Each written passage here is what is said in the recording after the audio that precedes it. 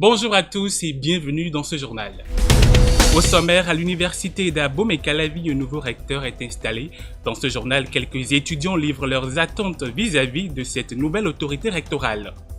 Dans ce journal, on fera également un zoom sur les avantages et les inconvénients de la vente en ligne sur les étudiants. Un reportage à suivre avec Auréole Chimaïkodé. C'est l'essentiel à suivre en titre. À nouveau bonjour et bienvenue. Un nouveau recteur est installé à l'université d'Abomey-Calavi. Il s'agit du professeur Charlemagne Babatunde Igué. Il succède ainsi au professeur Félicien Avlessi. La nomination est intervenue en Conseil des ministres le mercredi 17 septembre 2025. Mais qu'attendent les étudiants vis-à-vis de ce nouveau recteur? Quels devraient être ses axes prioritaires? Quelques étudiants rencontrés à l'université d'Abomey-Calavi s'expriment au micro de Margaret Ronton et de Ores Aïtchéou. Mes attentes vis-à-vis du nouveau recteur. Je n'ai pas grand chose à lui demander, mais j'aimerais bien qu'il fasse l'effort, d'accord, de nous aérer nos amphis.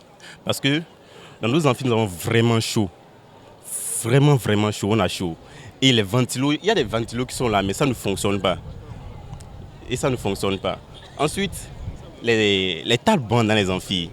Il y a des amphis où et le nombre d'étudiants, c'est trop quoi. Mais il n'y a pas de table-banc. Les étudiants qui viennent, nous sommes serrés. S'ils peuvent revoir ces trucs et augmenter les tables-bancs dans les amphis, ça serait bon. Ce que moi je veux, c'est que le campus soit beaucoup plus pavé, qu'on ait de nouveaux livres à la bibliothèque, vu qu'il n'y a que des anciens livres. Et qu'en temps de pluie, on n'ait plus des zones inondées. J'attends de l'actuel recteur qu'il puisse revoir les conditions des salles, qu'il mette assez de ventilation dans les salles pour que les cours soient dispensés dans de bonnes conditions. Et dans notre cas, par exemple, nous sommes étudiants de journalisme, mais nous n'avons pas de studio pour faire des essais. Et il y a aussi le manque de salles de cours. Juste qu'il fasse de telle sorte à ce que les toilettes soient un peu plus accessibles, de manière, genre par exemple, peut-être il peut rendre ça gratuit, carrément. Parce que pour certains besoins, quand il faut vraiment se mettre à chercher des pièces avant de pouvoir aller aux toilettes, ça n'arrange pas vraiment la situation, quoi. À part ça, peut-être il pourrait arranger l'usage des bus, puisqu'il pourrait le mettre un peu plus à la disposition des étudiants. Par exemple, pour rentrer à la maison et tout, il y a certains étudiants qui dépensent vraiment énormément. Pour certaines sorties scolaires, ce serait bien que on puisse avoir des bus un peu plus à disposition, quoi. Ce serait cool. D'abord, j'aimerais qu'il améliore la salubrité sur le campus. Le transport universitaire reprenne, que les conditions des étudiants dans les restos universitaires, tout ça soit revu en fait.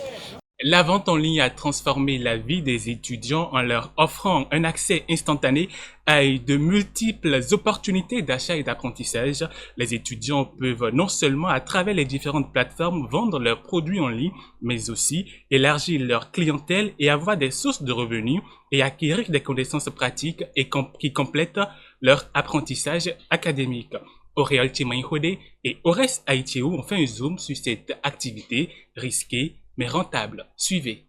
À l'université d'Abomey-Calavi, la vente en ligne, ce processus de commercialisation de produits via Internet est devenu une véritable tendance. Sur le campus, TikTok, WhatsApp et Facebook remplacent progressivement les marchés traditionnels. Étudiants, vendeurs comme acheteurs se tournent vers cette pratique pour diverses raisons. Les ventes en ligne permettent la flexibilité bien aux clients qu'aux entreprises. Et à part ça, je pense que la vente en ligne permet de gagner du temps et c'est confiant. C'est une activité secondaire pour moi et ça me facilite aussi de subvenir à mes besoins et facilite la tâche à mes copains qui ont besoin de tous les articles que je vends. C'est d'avantages et d'inconvénients. Par quelques avantages, c'est que ça facilite l'achat.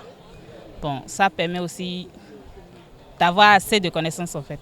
Ces vendeurs, bien qu'étant eux-mêmes étudiants, disposent de techniques de livraison et de modes de paiement bien définis malgré leurs contraintes académiques. J'ai un groupe WhatsApp dans lequel je fais la publicité des articles que je vends Et si ça intéresse quelqu'un, et ils font le choix et puis je vais sur le marché, je les achète ça. Cependant, derrière cette tendance en pleine expansion se cachent également des difficultés. Il y a trop d'escroqueries à propos des ventes en ligne parce qu'il y a certaines personnes dont tu vas leur donner de l'argent, mais après avoir reçu de l'argent, bon, peut-être certains d'autres peuvent te bloquer en même temps ou bien vont te demander de les rejoindre quelque part. Arriver là-bas, ils vont te donner des faux promesses. Bon, il y a beaucoup de choses, beaucoup de dégâts qui causent ça, quoi. La vente en ligne, c'est pas fiable, sérieux. On attend d'abord l'article, on ne sait pas quand est-ce que ça viendra. Et après, il y a également le fait que la personne peut partir avec les sous. On peut aussi assister à des arnaques, dire que la personne va te vendre en ligne et puis par le biais de ça, t'arnaquer. Si la vente en ligne présente des avantages indéniables, elle comporte aussi de nombreux inconvénients qui méritent d'être pris en compte. Ainsi s'achève cette édition du journal que je vous remercie d'avoir suivi. À très bientôt.